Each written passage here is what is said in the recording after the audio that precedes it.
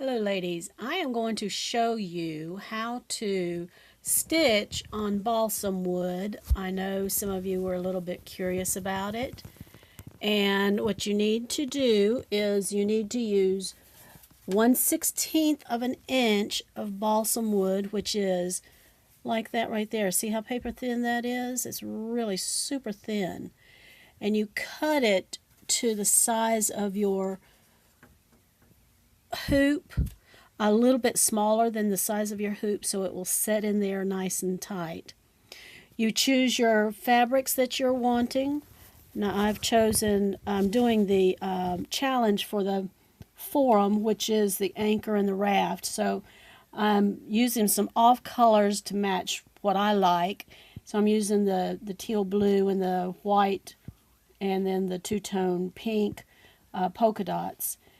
And what you do is you put this balsam wood on top of your sprayed paper. Well, I just had a senior moment, sorry. Your tearaway stabilizer. Phew. And then you're going to take and lay that on top of the tearaway stabilizer, but you want to make sure that you spray your balsam wood also. Gives it a little bit more tackiness. Then lay it down. Get your water-soluble solvay that you can use, whatever is clear. Don't use the papery type, but or the fabric type. Get the clear plastic type.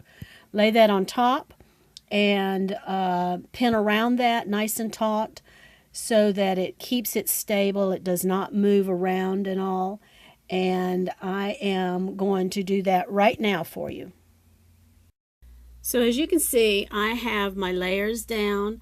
With this one, I am putting it in the 5x7 hoop, so it kind of takes up a little bit more space, the balsam wood does, and it's harder to tack down. My other one that I did, I used the 6x10, and it had enough space around the hoop to put your pins inside. But I think I'm going to be all right with this. I did use a tacky stabilizer this time instead of just a regular, well, I have the paper stabilizer also, but the tearaway, but I also added the tacky, and I think that helps keep it down, and so it won't shift quite as much. And so we are going to start. I'm going to push my button, and here we go. And I have used my white thread. I normally do that whenever I'm stitching out, so I don't have to change threads all the time. And as you can see, it doesn't have any problem going through the balsam wood itself. And when you stitch this, you want to put it on your lowest and slowest speed, so that it will not break or tear the wood itself. They say that if you use a higher speed, that it has a higher chance of breaking.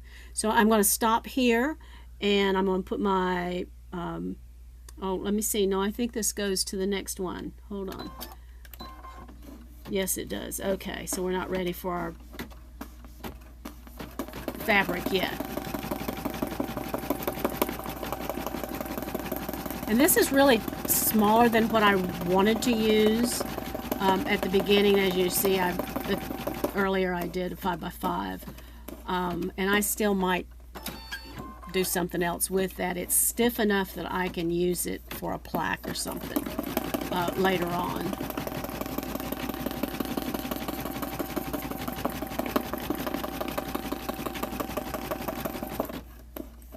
All right, I am going to stop here, and then I am going to add my fabric.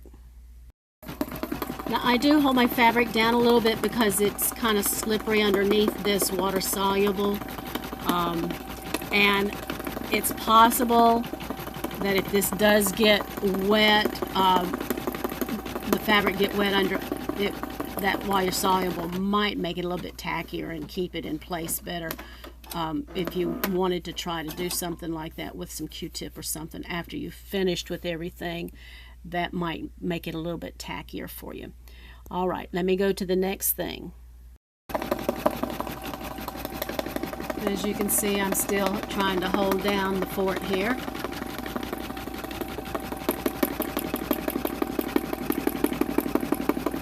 This is really very, very easy, and it's just as fast as if you were doing a regular fabric. However, things like that might happen, and I just start all over again. I don't bother going back on this particular one because on my stitch count, because I know that it is going to double up on the stitches again, so I just go ahead and it won't pull out because of the way she has double stitched, and she does a great job with her appliques. I'm sorry I have senior moments like that, but just bear with me. Alright, I'm going to stop it there. I'm going to clean that up, and then we will start with some other stitching. Okay, so now it is going to do some, not just tack down, but some preparation for the under part of the satin stitches. And this, if you haven't done the challenge, this challenge is from Baby K's, I think, is what we used for this one. And you can go on her website and get this. It is really fast. If you're doing it on a higher speed, it probably wouldn't take as long as it would if you're doing it on the balsam wood. Right now on my brother, it's taken me 25 minutes to do, and of course that does not include your stopping and starting again, but she does a great job. I like her work. And if you see any background dirt, just ignore it.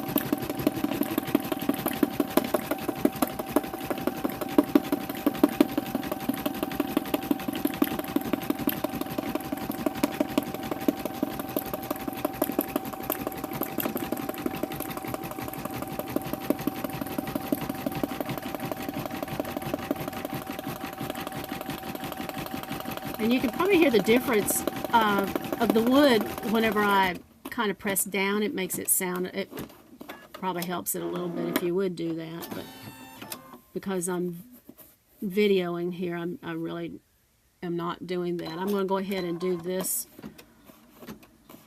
again with this.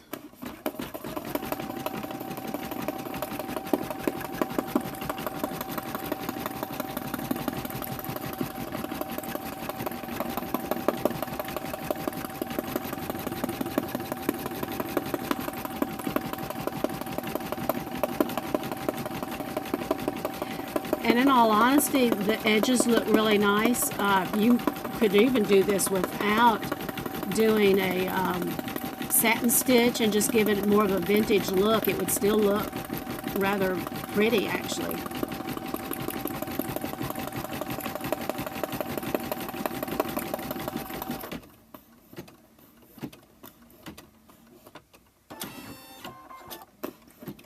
Okay, I am going to put this off, turn this off, and let this finish, and then we'll get the anchor in there, let it stitch, and then I will come back as soon as that's all stitched up.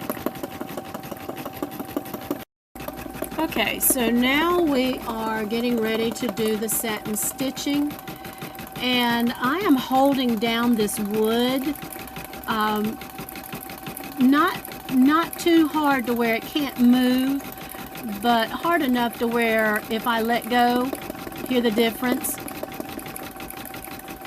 And I think it helps keep it from perforating those edges a little bit, because I noticed on my other sample that I did with the larger one, I could actually punch everything out of the wood because the satin stitching had perforated most of the wood itself. And I think maybe the fact that it was pulling up while it was stitching had something to do with that. I'm just taking an uneducated guess, but that is my theory anyway. And looking over that, I can see that it's still showing a little bit of perforation, but not as large as what it did before with my other one. And you'll be able to see a little bit of that. I don't know if you can see that or not, right in there. And this is my first video. I've never done a video before, so I hope that you are able to understand everything that I'm doing here. I will probably do some writing when I take this to my video maker, and hopefully you'll be able to understand what I'm saying. If not, just ignore me. That's all you have to do.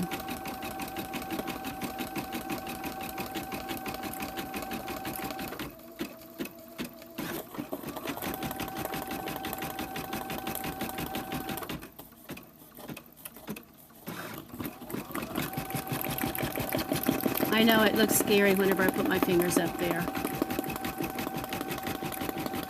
And you really are not supposed to do it that way, but I do. I'm sorry. It is a no-no in the world of embroidery, machine embroidery. I do have my skewer though, just in case somebody's panicking out there.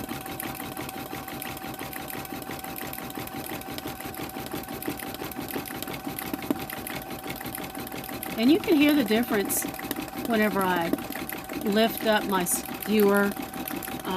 You can tell that it's pulling from underneath, even though it's a tacky stabilizer underneath. But it does not look like it's doing as bad as what the other one was. And I did not use a tacky on the other one.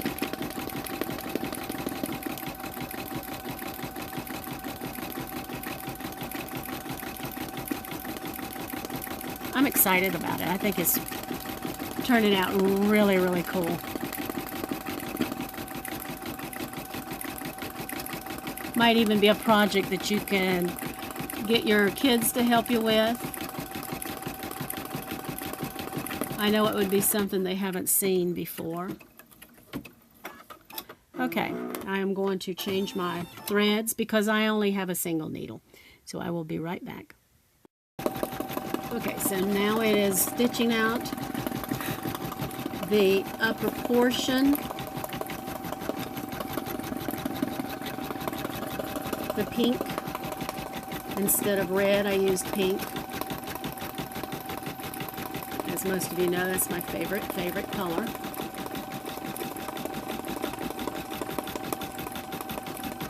And it's funny because my daughter hates pink.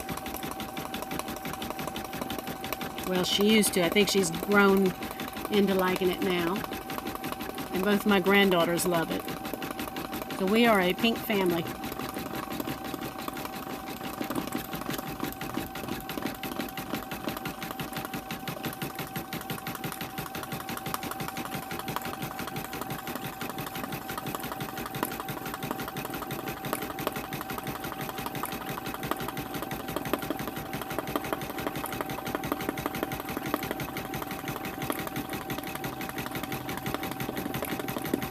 Okay, I am going to stop the video for a little bit. I'm going to let this stitch out because it is time consuming sitting here watching a machine go back and forth like this. And I will be back as soon as I finish it. Okay, now as you see, I have finished everything. I am going to, and I'm having to do this with one hand, by the way, just in case you're wondering. My husband's out and about, so he's not able to help me hold up this thing. But I'm going to show you now what it is and what it looks like. Turned out really pretty. I love it. And I got this frame that I bought, and I got it from Hobby Lobby, 50% off. This one was 40%, excuse me. And inside the frame, of course, you know, it always comes with the little paper with the picture and all. I'm going to use this as my stencil to trace around the balsam wood and cut. And by the way, this is so thin that you can use scissors to cut it with. You know, a nice pair of, not your fabric scissors, ladies, but a good pair of scissors that you can use for household items. And I am going to take this, cut this up, and get it ready for the photo frame.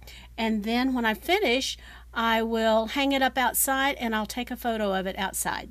And talk to you later. Bye. Okay, I just wanted to show you a little bit of what I'm doing here. As you can barely see, there's a line right where my thumb is, and I have just kind of traced the outer portion of that. Let me see if I can get this right. Of that little 5x7 picture, and tried to center it as much as I could. Now, I will say, if all else fails, just punch it out of the balsam wood if it starts splitting or doing anything like that, and just apply it to a backing of some sort, maybe a color fabric or something like that, which this might wind up doing, because I noticed that whenever I was pulling my my tearaway, that it wanted to pull out, and that was what's with the tacky tearaway. So just be really, really gentle with it, and hopefully, oops, the next picture you see, it will be in the frame. And I will be back again. All right, so here it is. It's in the wood, in the frame. I might, when I've got some white paint, some acrylic paint, I might dry brush the inside or the balsam wood itself. But for right now, I kind of like it with the natural look. And now I am going to hang it up outside my door.